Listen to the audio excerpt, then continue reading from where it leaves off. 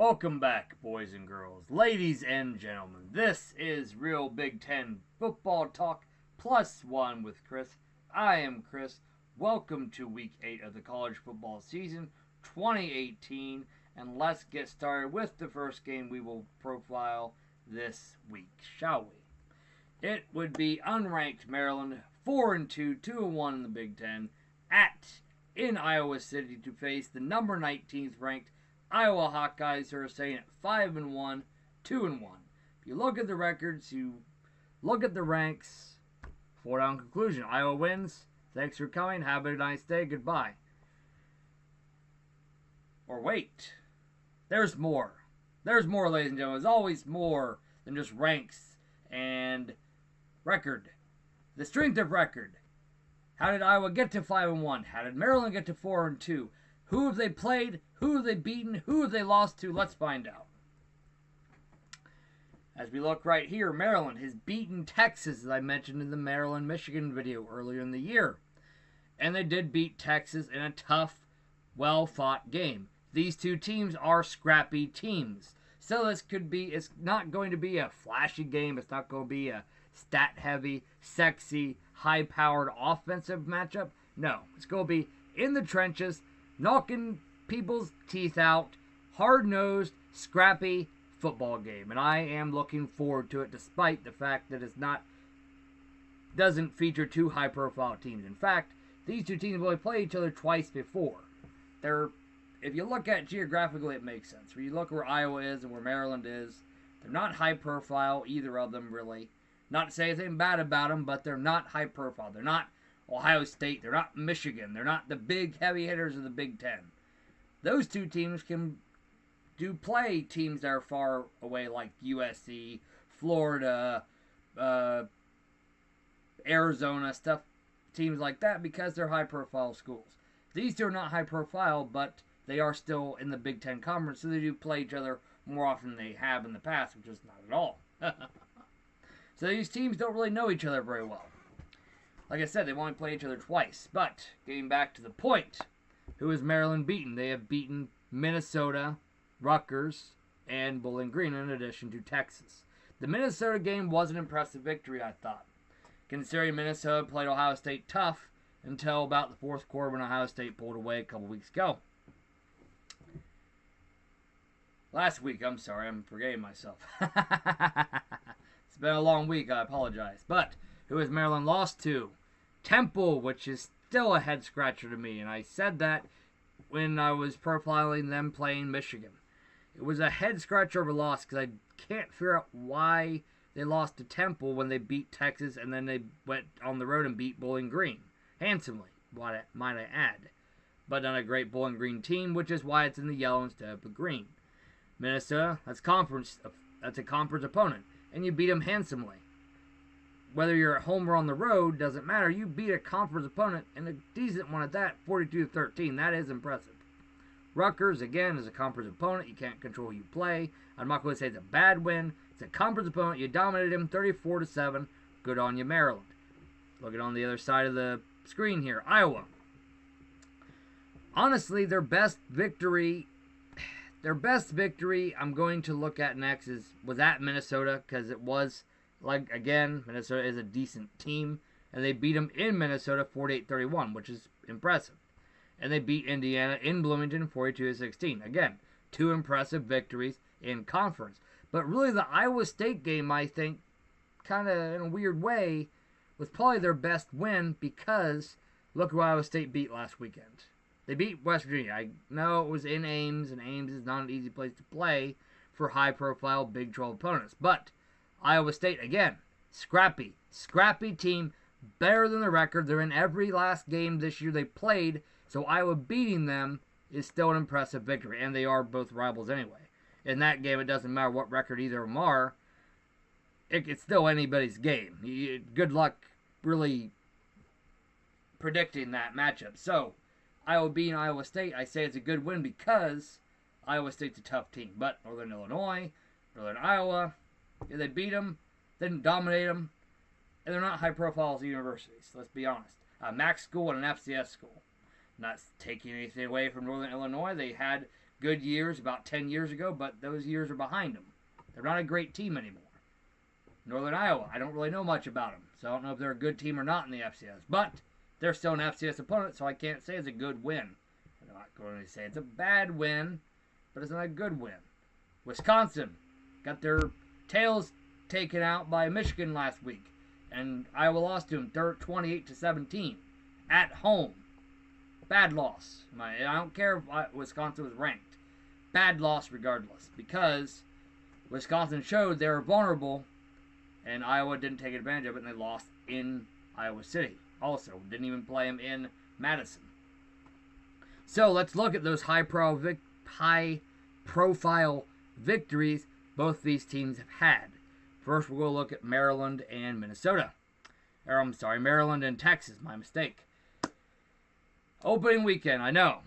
Nobody knew who anybody was. Nobody knew how good anybody was, and nobody had played each other, so nobody knew what adjustment needed to be made.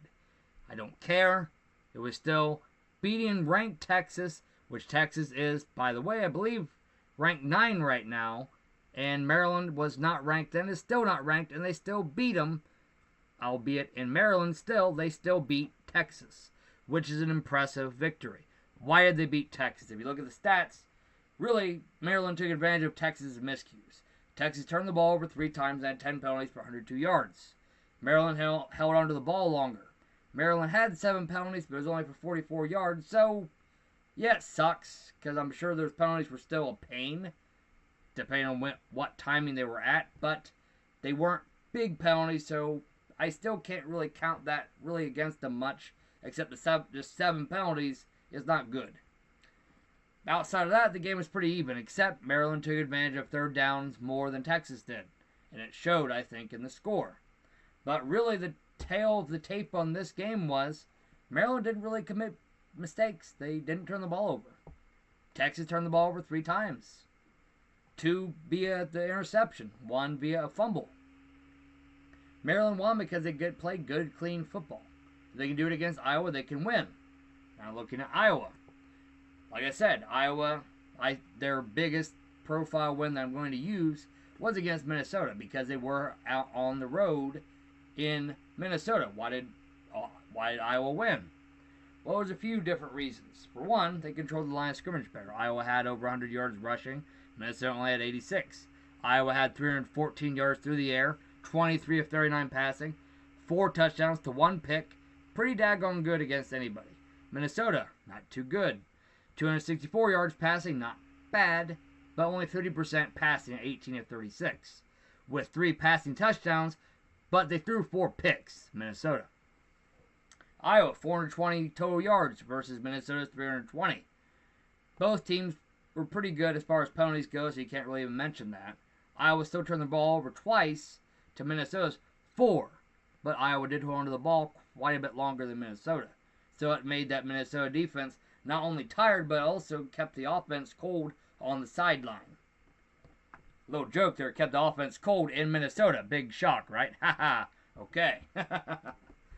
Puns aside, Iowa won this game because Minnesota turned the ball over too much, and they didn't get enough going on third down. Iowa did, and Iowa didn't turn the ball over as much, and Iowa played a cleaner game and dominated the line of scrimmage more than Minnesota did. That's why Iowa won this game. Moving on. Maryland, like I said, these teams only played each other twice in the past, and the home team has won both matchups. 2015, Maryland played Iowa in Iowa City, where Iowa was ranked 10th. Maryland lost 31-15. 2014, Iowa traveled to College Park, Maryland, and lost 38-31.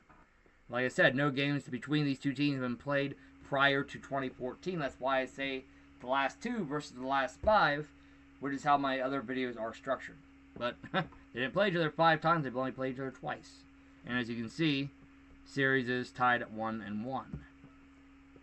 How do these teams do as far as rushing goes? Well, Maryland's got 245.2 yards per game on average, 17th nationally. As far as against the run, Maryland's been pretty good, 126.3 yards allowed. That's 35th nationally. Iowa need to figure out how to be more balanced on offense. You're only running the ball 155.7 yards per game. That's 86th nationally. That's bad. Yards allowed, that's really good. 81.5, that's second nationally. But who have you played to get those stats? I rest my case. The only team you played that was really good rank-wise was Wisconsin, and you lost. Now giving up 81.5 yards per game on average is pretty good considering you played Wisconsin, a run-heavy team. But again, you've played an FCS opponent and a MAC opponent in your non-conference. You played and beat your rival Iowa State, which is good, but still, you need to do a better job of running the ball against those defenses. Those defenses are not stout, hard-nosed, Michigan-style, shut you down against the run type of defenses. No, they're not. Gotta do a better job running the ball, Iowa. Maryland, you've done well so far running the ball. But, look at passing. Oh, look at all that red on Maryland's side. That's not good. That's not because your colors have red in the school colors. No, that's because you've done awful passing, Maryland. Awful. 53.4% completion percentage. That's 111th nationally. You're throwing 120.5 yards per game. That's 124th nationally. You're allowing 12 sacks per game. Your quarterback's getting his tail blown off, seems like every other game. You're giving up 12 sacks at 61st nationally. Not only can he not get anything going through the air, he's always worried about getting put on his rear because you can't protect him. Now, on defense, not bad. You're only getting 190.2 yards per game. That's 30th nationally. That's good considering you're facing a pretty good passing team in Iowa as we look on the right. Iowa, 62.6% completion percentage. Not bad. 46th nationally. That's inside the 50. Top 50. That's pretty good. You're throwing the ball 256.2 yards per game. That's 44th nationally. Again, not great, but not bad. But it is a caution because you don't run the ball very well anyway, so you need to have a good foundation somewhere on offense, Iowa. You can't run the ball worth anything, and passing you're not great either. You got to find some rhythm on offense. But on the flip side of that, Nate Stanley's only been put on his rear end 6 times with the ball in his hand. So you've only given up 6 sacks this year. That's 14th national. That's pretty daggone good. You're only giving up, on average, 1 sack per game. That's really good. Passing yards allowed, not great, but you're not playing a pass-heavy offense, so you can get away with that. Giving up around 200.5 yards per game. That's 37th nationally. Moving on. How well is each offense efficiently-wise? Well, Iowa's okay. Maryland, the only thing they have going for them is that gaudy red zone scoring percentage. Maryland has yet to be held without points inside the red zone this year at 100%. Touchdown percentage, 80%. Those are both really good. In fact, the red zone offense is, of course, first. How can you not be at 100%? Maryland, you only given up the ball 5 times this year. That's less than 1 per game. Again, that's very good. But your third down efficiency, that's where it hurts you. That's why you have those 2 losses, in my opinion. You're not converting on third downs enough. Only 36.4% per game. That's 95th nationally. Average starting field position. This is a new section. This is a new stat for me this week, and I think it's important. Both teams are pretty good. They're starting at their own 33, 35 yard line, respectively. Time of possession. Maryland's a little bit low at 28 minutes per game. Anytime you're under, you keep the ball on average less than half the game, I'm going to say it's a caution. If it's less than 25, I'm going to say it's red. Iowa, pretty good. You're holding onto the ball on average more than half the game. That's pretty good. Third down efficiency, Iowa, very solid at 48.9%. That's 13th nationally. But where you struggle, Iowa, in your efficiency is your turnovers lost. That's 9. You're giving up just over 1 per game. That's rough. You only lost 1 game, but you're still, that's not great. You need to clean that up. Red zone touchdown percentage, pretty good at 74%, Iowa. But you still have only scored on overall 88.9% of the time inside the red zone. That's 38th nationally. That's okay. When you're facing a team like Maryland that scores every time, That's why it's in the yellow. If you weren't facing a team that scored 100% of the time, I might make that green because 38th nationally isn't bad. Penalties! Penalties, penalties, penalties. Penalties kill drives, and they extend drives if you're on defense. Maryland, on average, you're committing 9.6 penalties per game. You're leaving, on average, 92.3 yards on the field. Gotta clean that up going forward, Maryland. That's why it's underlined. That's why it's in the red. That's why I'm emphasizing it with a much louder voice, because you gotta clean up the penalties. Iowa, not great, but not horrible. 6.8 penalties per game, giving up 61.5 penalty yards per game. Not great, not awful, pretty average, honestly. Pretty much right in the middle.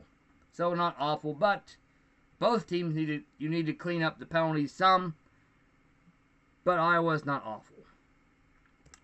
But Maryland, oh, yeah, that's pretty awful. Now, defensive splits. Both teams, you're not great as far as giving up starting field position for your opponents. Maryland, your opponents are starting at their own 30 on average. Iowa at their own 29. That's not great.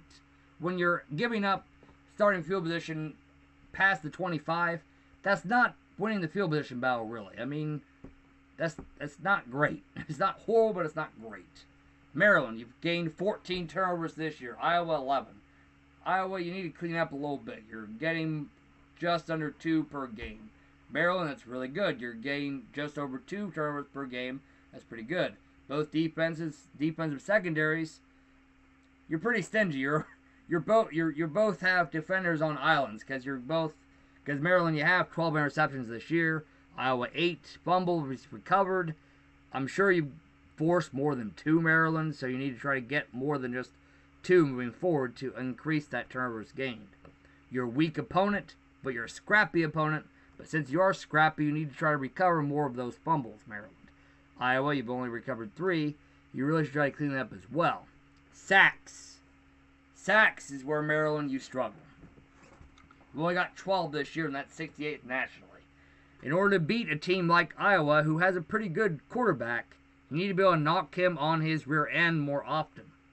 Iowa, very good. 20 sacks this year at 7th nationally. And Iowa, you need to be able to knock this kid on his rear end against Maryland. You need to make him uncomfortable, and you need to force Maryland into a one-dimensional team. But we'll get to that later. Both defenses, not bad. Maryland, on average, you're giving up 316.5 yards per game. That's 17th nationally. And Iowa in the top 5 at 282 yards per game given up on average defensively. Both defenses, you're pretty good statistically. But Iowa, who have you played? Maryland, you played tough opponents. That's pretty good, Maryland. Iowa, that's decent. But what do you have to show for it? You're 5-1 against, lost to the only ranked team you played this year. It could be better, Iowa. Neat little tidbits. Like I said, both teams really played each other twice. Started playing in 2014. Series is tied 1-1, and I already said home team has won each contest. Keys to the game for both teams. Maryland, you have to get something going through the air to start in order to set up your running game. You're going up against the second-rated defense against the run in the country. You've got to get some sort of passing game going to have a chance at beating this Iowa team in Iowa, might I add. And you have to give your quarterback some time to throw the daggone ball. And on the flip side, you can't allow Nate Stanley to be comfortable in the pocket. He'll throw your brains out, and he'll get 350 yards passing and crush you through the air. So you have to hit him early and often because Iowa doesn't have a great running game. So Maryland, you have to shut down that passing attack. You have to make Iowa beat you through the run, and you're both good against the run, so if you can force Iowa into running the ball more, you can get them. And limit the penalties, Maryland. Again, like I said, you're committing on average 9 per game. Clean that up. And you've done a good job forcing turnovers on defense. You need to force them in this game to also have a chance. You need to win that field position battle. You need to take advantage of Iowa's miscues when you're on offense as well. Iowa, you got to establish some sort of running attack. You have to use that run to set up the pass. It's just football 101. It's offense 101, really. You've got to use that run to set up your pass. You have a good quarterback, but if he's constantly throwing because Maryland knows you can't run, then you're going to be facing zone coverages with 7 and 8 guys in coverage. I don't care how good of a quarterback you've got. You're not going to complete many passes with that kind of coverage. And you've got to stop Maryland's running attack. You have to force Kasim Hill to beat you. And you have to hit Kasim Hill. You have to hit him often. You've done well at sacking the quarterbacks this year. You have to do it in this game to force Maryland into running the ball, which they're not very good at. You have to force Maryland into becoming more of a running team, and you might have them even though they're a good running team, but you're a good running defense. So you have to force Kasim Hill into trying to beat you, and you also have to hit him and make him uncomfortable. Make that offense all out of sorts, Iowa. You have to do that. And you have to keep Maryland out of the red zone if you can. When you allow them in the red zone, because you will, I don't see you keeping them out of the red zone the whole game. When you let them in the red zone, you have to force Maryland into going for 3. You cannot allow Maryland to get touchdown over touchdown inside the 20. That is bad, and they will beat you if you allow that. And Maryland is a scrappy opponent. They're a dangerous opponent. They want wins. They want high-profile victories. Neither of you have great high-profile victories in your history. Maryland, you've beaten Texas. That's good. Iowa, you want a good quality win to lay on your hat rack. You've got a couple the last 2 weeks with Indiana and Minnesota. This would be a better win for you. So you've got to play smart and don't turn the ball over. And you also have to limit penalties. Like I've said, they kill drives and they kill morale. Nobody likes committing penalties. Nobody likes seeing penalties. Your teammates don't. Your coaches don't. Penalties kill drives and they kill morale. You got to try to clean it up. Now, who do I pick? Again, like I said, the home team has won each of the 2 matchups these teams have played. So Iowa, you've got that on your side. But Iowa, what you have going against you? Who have you played? Who have you beaten? You've beaten Iowa State. That's good, but you didn't beat them in Ames. You've beaten Indiana and Minnesota. Both on the road. It's good. Not great teams, but they're not bad. They both played Ohio State pretty well, which, of course, Ohio State is the best team in the Big Ten Conference right now, record-wise and rank-wise. But Maryland, you beat Texas. Opening night aside, you beat Texas, who's looking pretty daggone good. In fact, your defeat of Texas was their only loss. So, who do I pick? And this is a shock to me because I was picking Iowa when I went into this, but I'm going with Maryland 27-26. Why am I going with Maryland? I'm going with Maryland because they don't turn the ball over. They don't beat themselves that way. They do commit too many penalties, which can hurt them. If they lose this game, it'll probably because they committed too many penalties. They don't turn the ball over. Maryland has not turned the ball over, and Iowa turns the ball over a little bit too much. And Maryland has beaten a ranked team. Iowa has not. Maryland's played tough for a competition. Maryland is battle-tested. Iowa is not so much. Iowa's lost to the only ranked opponent they played at home. Maryland's got a good running attack. Maryland's got something good on offense. Iowa, you don't really have anything good on offense. You have a decent passing game. Not good. Maryland, you've got a good running attack. And both defenses, you're pretty solid. But Maryland, you've got a pretty good defense against better competition than Iowa. I know it's on the road for you, Maryland. I know the road team has lost both times in this series. But I think it's going to be different. In Maryland, I think you're going to get your win against a ranked Big Ten opponent. You're going to celebrate because it's going to be a big win. And I'm picking you to win this game in a tight one, 3 or less, 27-26. That's my pick. I've said it.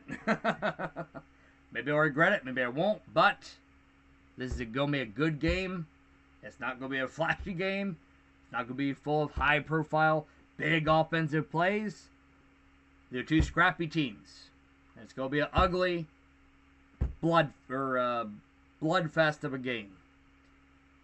Slugfest. I'm sorry, not Bloodfest. Slugfest. And Maryland, I think you're going to be the last one standing barely with shaky legs. You're going to be, when Rocky beat Apollo Creed, you're going to barely be up, but you're going to just beat the bell. And Iowa, you're going to fall back down because you're just not going to be able to take anymore. And Maryland, you're going to win 27-26. Thank you for stopping by. Sorry if this video was a little bit longer, but this was a tough game to pick because I do think they're both that equally matched. But that's my pick. I hope you come back for my other videos, which I will post shortly. But again, I am Chris, and this was Real Big 10 Football Talk +1 with Chris. If you did like the video, please like and subscribe. Please share it. It does help the channel grow. And if you didn't like it, please let me know in the comments why you didn't like it. And if you did like it, please let me know why you liked it. I'd like to enhance and improve your viewing experience. But I can't do that. I'm not getting any feedback. So please give me some feedback. Let me know how I'm doing. Let me know how horrible I am, how great I am, how stupid my picks are, how great my picks are, whatever. Just give me some feedback. I would like it so I can make this channel better. Thank you again, and enjoy the games.